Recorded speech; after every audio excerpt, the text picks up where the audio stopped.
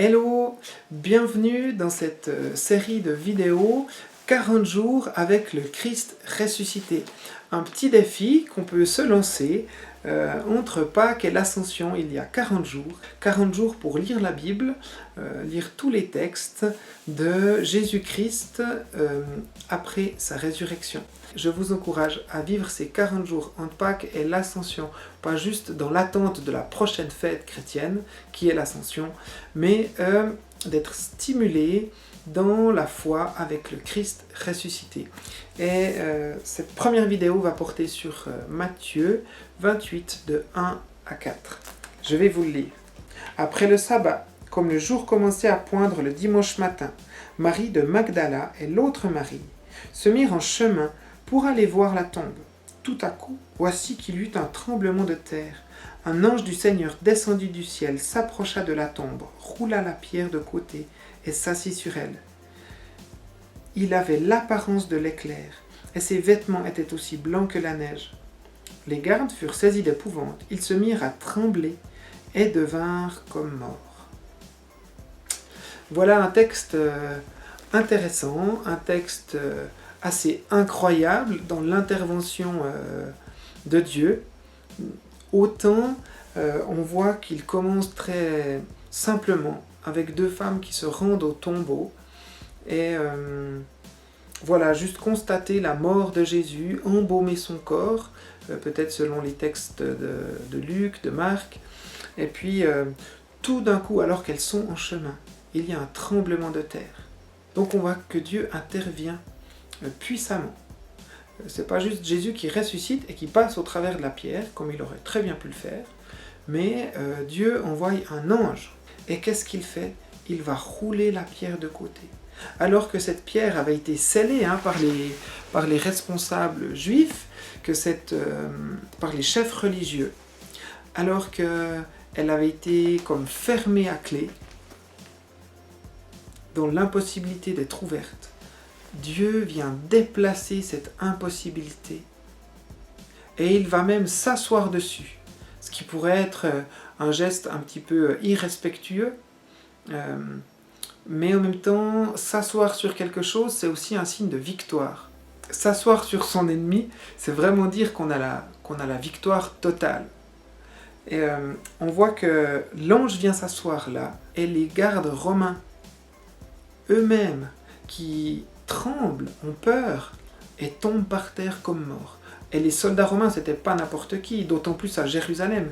Des soldats romains qui étaient aguerris, qui devaient souvent intervenir contre des soulèvements du peuple qui voulaient renverser le pouvoir romain. C'était pas n'importe quel soldat qui était à Jérusalem. Là, on voit que même la puissance de Rome, qui domine le monde à cette époque, tremble et tombe comme mort.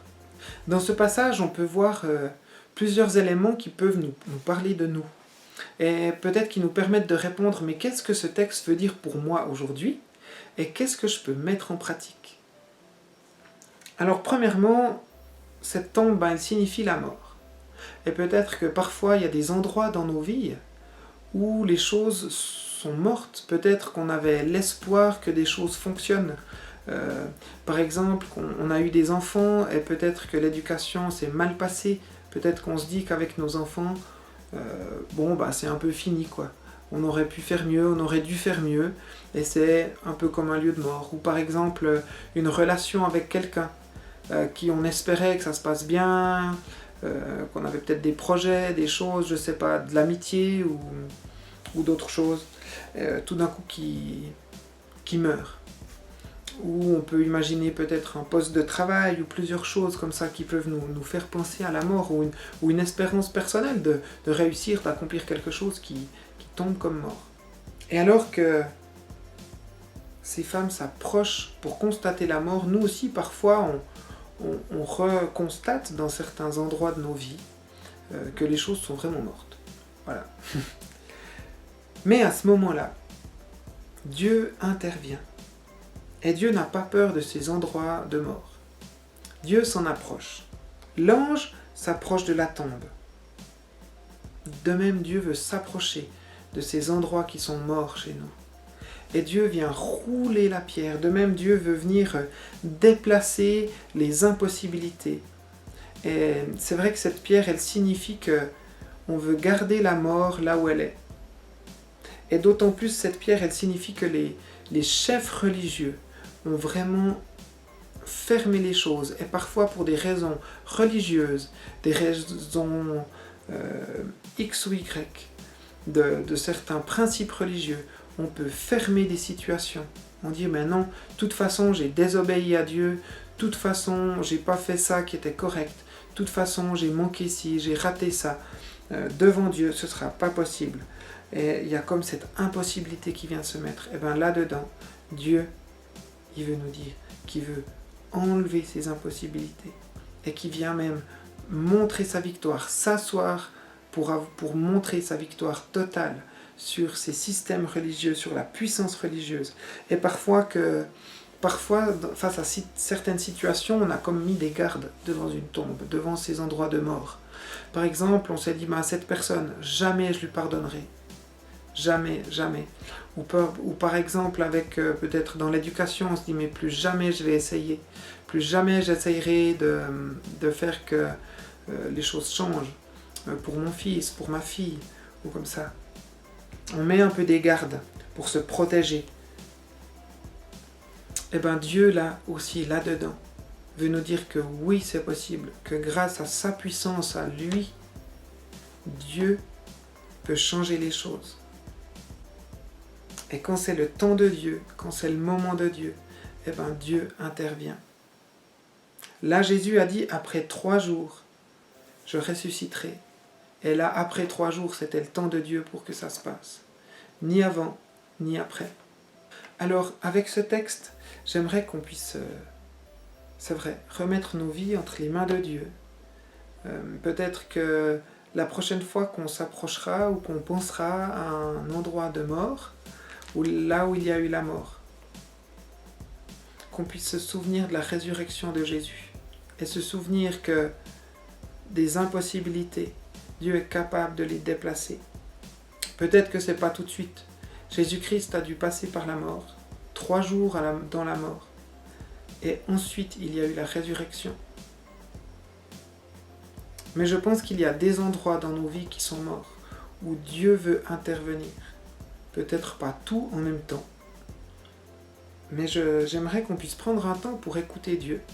Dire, Dieu, est-ce qu'il y a une situation que tu veux me montrer aujourd'hui, que moi je considère comme morte?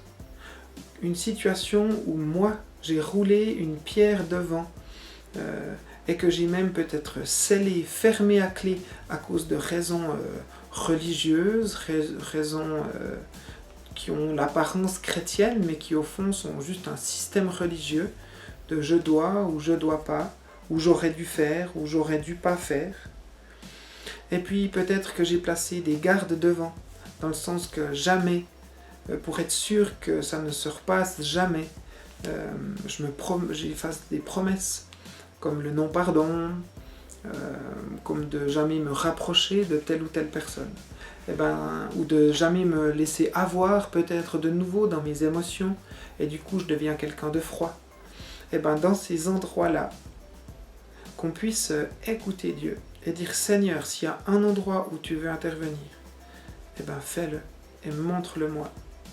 On va prier ensemble. Dieu, merci pour ta vie, merci parce que tu es là. Moi je veux te remercier parce que tu n'as pas peur de la mort, tu n'as pas peur de ces endroits où il y a la mort. Toi, tu t'en approches et tu viens déplacer les impossibilités qu'on a mis devant. Peut-être des impossibilités d'ordre religieuse, peut-être d'ordre qui sont en lien peut-être avec une certaine vie chrétienne. Tu dois pas, ou j'aurais dû, j'aurais pas dû. Peut-être même qu'on a placé des gardes devant en disant jamais je recommencerai, jamais ci, jamais ça, jamais plus, jamais je pardonnerai. Seigneur Jésus, on veut te dire, Seigneur, tu es plus grand que ces choses. Et Seigneur, là où on a placé ces choses et où tu veux intervenir, interviens. Et merci Seigneur Jésus parce que tu vas le faire. Et Seigneur Jésus, j'aimerais aussi te demander pardon. Là où moi j'ai mis de ces impossibilités devant, là où moi j'ai mis de ces gardes devant ces situations. Et je veux te demander pardon. Et je veux te prier. Viens, Seigneur Jésus, m'aider à déplacer ces choses-là. Toi, tu sais le temps. Mais quand le temps sera prêt, que les choses soient déplacées, que ces gardes tremblent et tombent. Et Seigneur, oui, qu'en ce jour-là, on puisse constater ta résurrection, constater que le tombeau est vide, que cet endroit de mort n'est plus un endroit de mort. Merci pour ta vie, merci d'agir en nous par ton esprit et de nous donner cette espérance qui est en toi. Merci Père. Amen. À bientôt. Toute bonne fin de journée ou bonne fin de soirée, suivant où vous en êtes. Et à une prochaine. Ciao.